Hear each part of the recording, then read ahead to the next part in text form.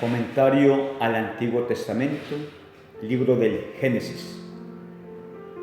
Origen del mundo y de los hombres. Estos capítulos esbozan el escenario en que Israel va a desarrollar su historia nacional. El mundo de los orígenes que retratan es el pretexto para presentar el mundo y la humanidad en que Israel sufre como pueblo desterrado, siglo VI antes de Cristo, con recuerdos nostálgicos de su nacimiento como nación, siglo XI al siglo X antes de Cristo. Construidos con datos heterogéneos, estos capítulos describen una prehistoria que transcurre en un mundo ideal antes que las etnias, las naciones, la política o las clases sociales separaran a los hombres. Los episodios que componen esta sección no son informes de hechos, ni continuación los unos de los otros, ni inciden en la historia de la nación, aunque les sirvan de marca.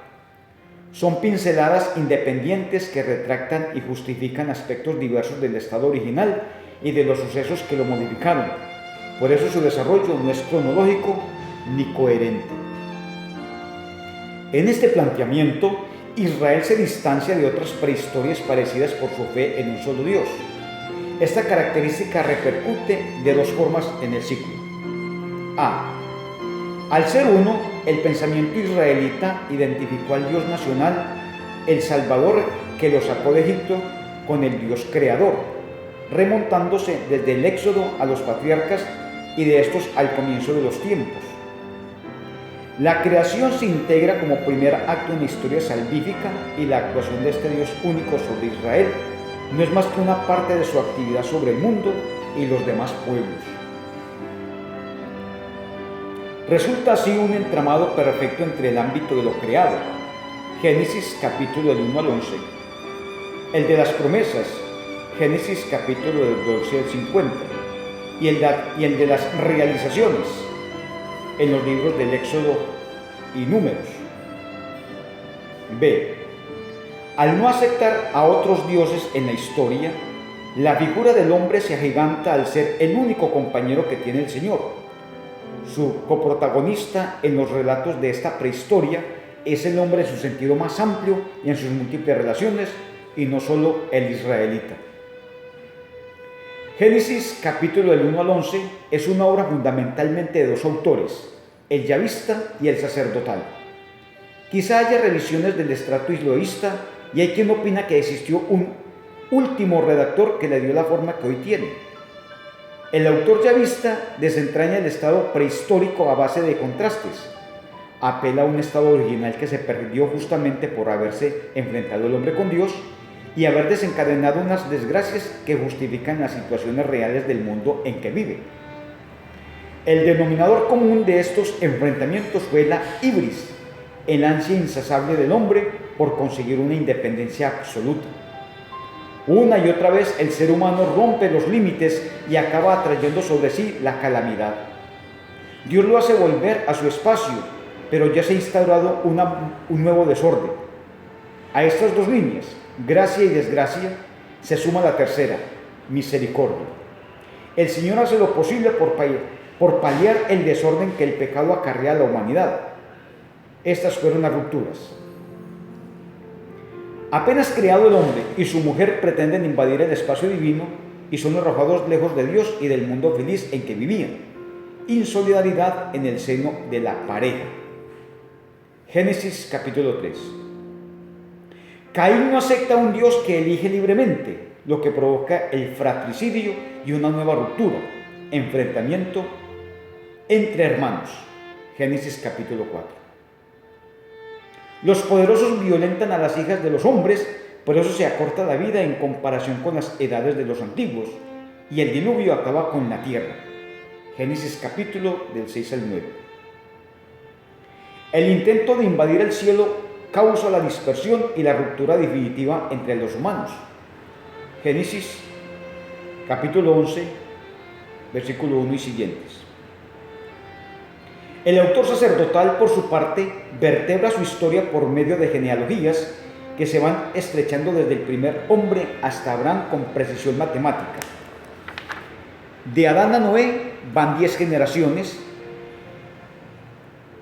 y desde Noé a Abraham, estas series de generaciones demuestran la eficacia de la bendición original.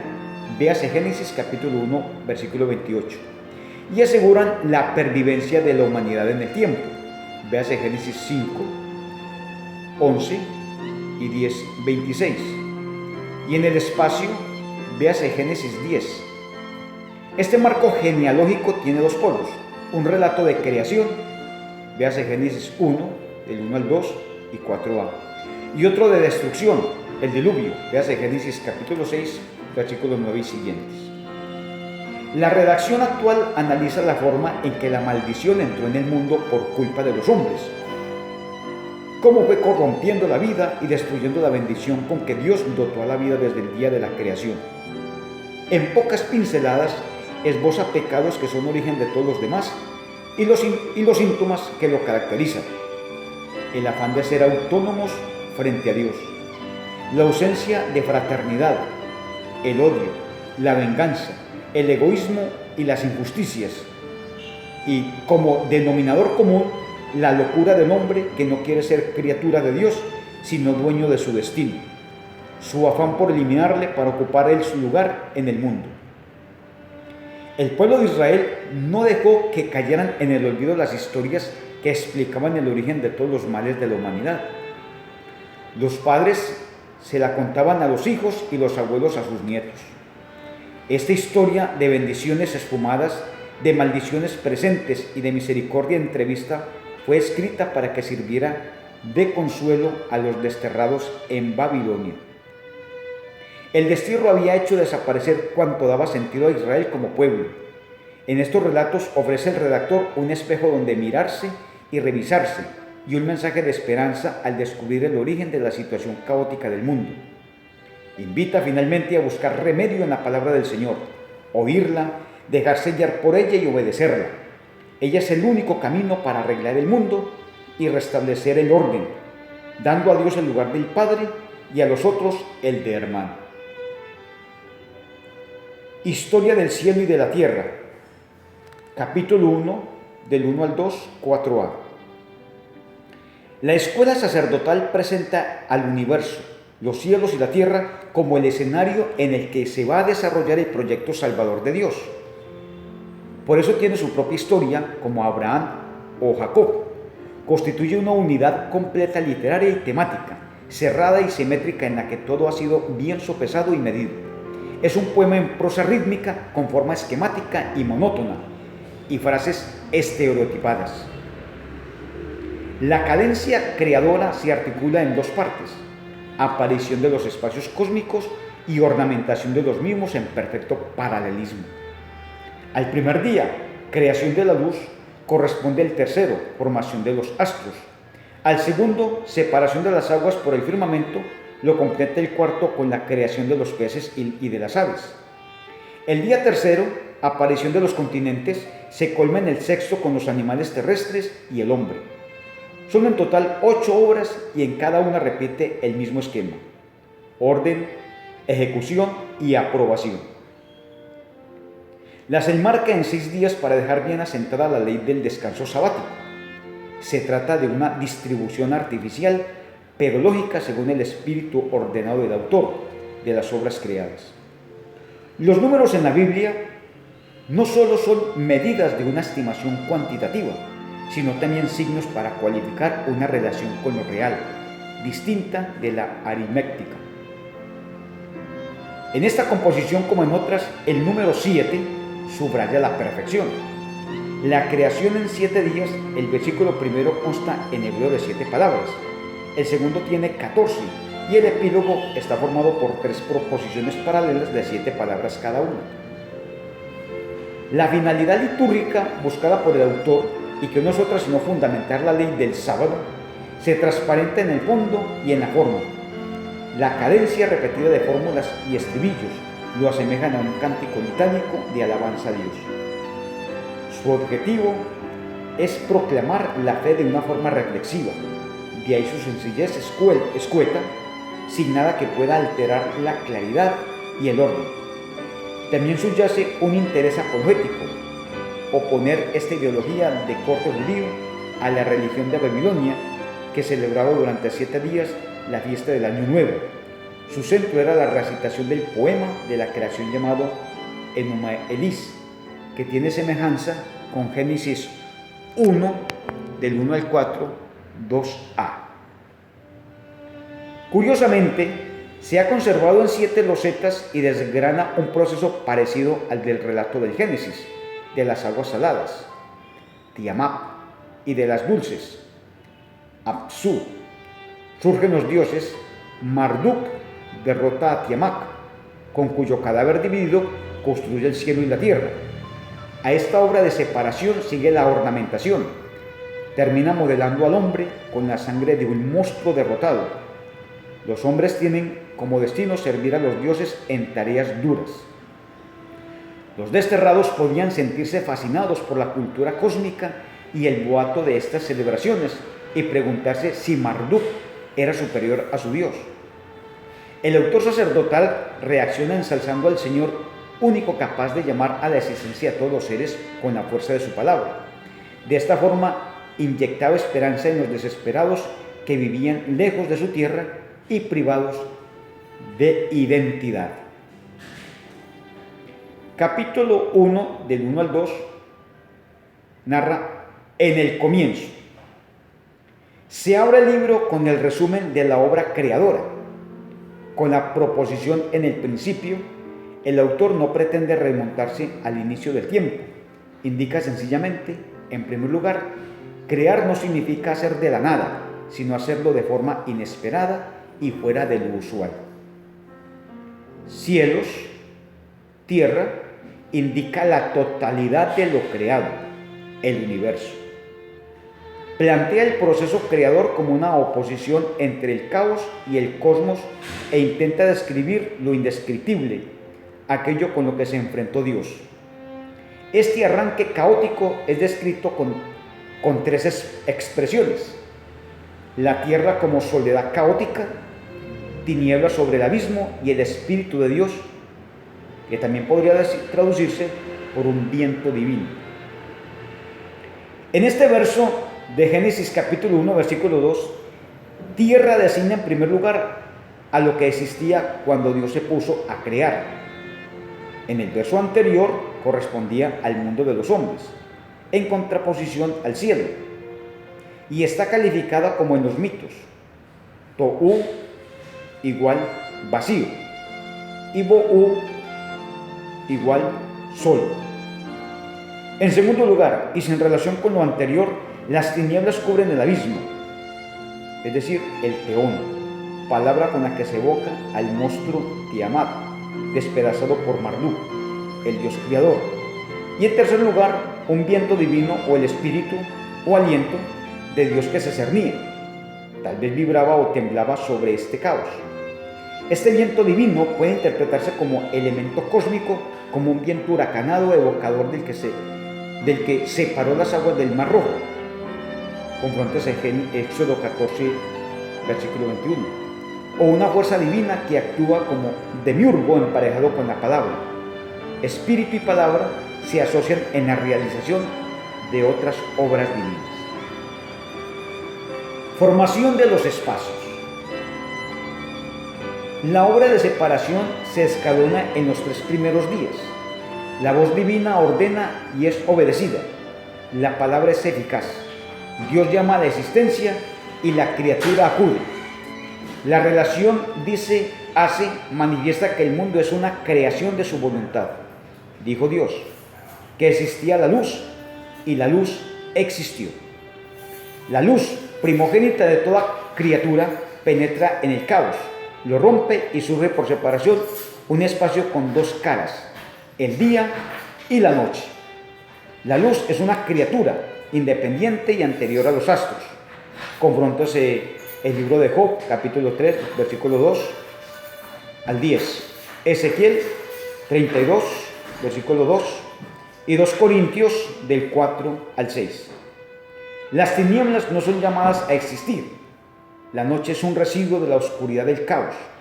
Solo la luz fue creada y solo de ella se dice que es buena. Llamó Dios a la luz día y a la tiniebla llamó noche. Llamar es casi el equivalente de dar nombre, que sirve en hebreo para indicar el poder de quien lo da sobre la realidad nombrada. Así se proclama el dominio de Dios sobre el tiempo, abrazado por el merismo día y noche. Los distintos momentos creadores están compuestos de fórmulas que se repiten con el mismo sentido: mandato y ejecución, dar nombre, calificación como buena, que no tienen nada que ver con la bondad ética ni con la belleza, sino con la adecuación. Ha resultado como Dios quería. El estribillo final parece recordar el origen litúrgico de la composición: pasó una tarde, pasó una mañana, el día. A la actuación sobre el caos oscuridad sigue otra sobre el caos agua. Separa las aguas superiores de las inferiores con una bóveda, originándose los mares y el firmamento. La palabra divina forja una especie de cuenco invertido capaz de retener las aguas ominosas de encima. Vuelven los tópicos: dar nombre y datación, día segundo. Como el autor tenía que dividir 8 obras en 6 días, en el tercero coloca 2: la separación de las aguas de abajo, haciendo emerger lo seco, es decir, la tierra que estaba sumergida, y la aparición de la vegetación. La obra de separación es descrita con los tópicos usuales: orden y ejecución, nominación y aceptación. Queda diseñado nuestro mundo en el binomio tierra y mares. Al llamar, es decir, al dar nombre a los mares y a la tierra, se manifiesta Señor del espacio, en paralelismo con la secuencia de noche-día, equivalente al señorío sobre el tiempo. A ejemplo del milagro del Éxodo, congruentes Éxodo 14, 21, 22. Dios impone un límite a las aguas y hace emerger la tierra. Al romper las aguas del Mar Rojo, el Señor hizo nacer a su pueblo. Aquí de forma semejante llama a la existencia del mundo habitable. Apenas emergida la tierra, empieza a verdear, pero curiosamente el Señor la ordena que produzca vegetación. La tierra madre ha de tener fuerza nutritiva para los animales y el hombre. También la tierra es desmitizada al considerar la criatura fecunda gracias al Señor. Plantas y árboles, naturaleza, se distinguen de los seres animados, criatura, cuyo origen se presta a describir. El edificio sublime del cosmos está dispuesto para acoger los ornamentos que lo complementarán y enriquecerán.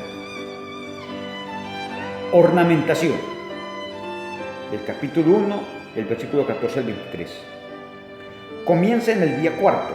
Son otros 3 días en que Dios llena los espacios en paralelismo con su aparición. A la esfera de la luz, primer día, corresponden los astros: el sol para el día, la luna y las estrellas para la noche. La escuela sacerdotal desmitiza en profundidad a las fuerzas siderales, a las que niega honores divinos y las pone al servicio del hombre y del calendario, apreciación repetida en el mandato y la ejecución. Los espacios aparecidos en el día segundo, mares y firmamento, se llenarán de seres vivos, peces y pájaros. Como la vida es obra exclusiva de Dios, el autor usa el verbo crear, hasta ahora solo en la introducción. Con los peces van los legendarios monstruos del abismo, convertidos en criaturas de Dios. Confrontes el Salmo 104, versículo 26. A la vida se suma la bendición, primera aparición de este término teológico, uno de los que vertebran el Génesis. La bendición divina capacita a estos seres para reproducirse. En el capítulo 1, del 24 al 31, los animales y el hombre. En el sexto día se encuentran 2 nuevas obras: los animales y el hombre, que ocupan el último espacio. Nótese que el mandato se dirige a la tierra, como en el caso de la vegetación: produzca la tierra seres vivientes. Sin embargo, en la ejecución, Dios los llama directamente a la existencia. Con los animales termina la obra iniciada el día precedente. La obra se articula en los tópicos conocidos. El texto divide a los animales en ganado, fieras y reptiles. No hay bendición, parece que la deja en exclusiva para la pareja humana. El hombre pertenece al espacio tierra y al mundo animal. Ha sido creado el mismo día y participa de la misma mesa. La obra culmen es la pareja humana y ocupa el último lugar, la cima de la pirámide cósmica. Génesis capítulo 1, del 26 al 31. Es la puerta que en el universo da acceso al Creador. La forma en que el autor expresa la creación de la humanidad revela hasta qué punto le fascinó esta obra divina. La escalona en 3 pasos: deliberación, realización, contemplación. Primero, el Creador piensa en lo que va a hacer y lo comunica a su corte. Confróntese primer libro de los Reyes, capítulo 22, 19 al 23, libro de Job, capítulo 1, versículo 6. De ahí el plural hagamos. Confróntese primero Reyes, capítulo 22, 19 al 23, y el Job, capítulo 1 al 6. Adán equivale a hombre. Adán igual hombre equivale a humanidad. Este sustantivo no admite plural y su femenino significa tierra, no mujer. El hombre será creado a imagen y semejanza, que no son sinónimos. Selén igual imagen, una copia plástica, estatua. Y Demud igual semejanza, indica una correspondencia o parecido. Ambas características son propias del ídolo, imagen que se parece al modelo y lo hace presente. Sigue la ejecución de la obra. El autor se recrea en ella y la formula en prosa rítmica con pretensiones poéticas. Y creó Dios a los hombres a su imagen, a imagen de Dios los creó, varón y hembra los creó. Por 3 veces reitera el verbo crear, indicando el culmen de lo creado. 2 veces a imagen, en referencia al modelo. Enseña que la diferencia entre los sexos pertenece al orden divino y que esa diferencia es algo bueno, pues responde a lo que el Creador pretendía al formularlos tal como son, sexuados, capaces de amar, vivir y dar vida. En el texto no hay ni asomo de la creación de un andrógino, sino de seres individuales y sexuados. Prescinde de problemas sobre el monogenismo o poligenismo. Tercero, finalmente los contempla y asocia a su obra, los hace partícipes de su soberanía, los bendice y les otorga poder sobre el resto de las criaturas. La armonía de lo creado se visualiza en un mundo donde no se derrama sangre. Hombres y animales son herbívoros. Génesis 1, 29, 30. Tras el diluvio, Dios permitirá sacrificar animales para comer. Véase Génesis 9, 2. Se cierra el proceso creacional con esta constatación. Vio entonces Dios todo lo que había hecho y todo era muy bueno. Superlativo que choca con el lenguaje lacónico del autor. El Creador se recrea definitivamente en lo que ha hecho. Al calificarlo de bueno, muy bueno, el redactor sacerdotal proclama al Señor como el artista por excelencia y el más cuidadoso de los artesanos. Con una teología pareja a la profética, hace hincapié en que todo lo hizo por medio de su palabra, salvando la trascendencia. Su enseñanza es optimista. Nada de lo creado es malo o defectuoso. El poder divino no ha sido limitado por ninguna potencia adversa. En lo que a Dios toca es perfecto, pero como para el pensamiento israelita el mundo no es estático sino dinámico, un acontecer en movimiento, es posible que esta obra se desvirtúe. Es lo que la realidad enseña y con una leyenda perteneciente a la tradición yavista. Génesis responderá en el siguiente episodio a la incógnita de la presencia del mal en un universo creado perfecto.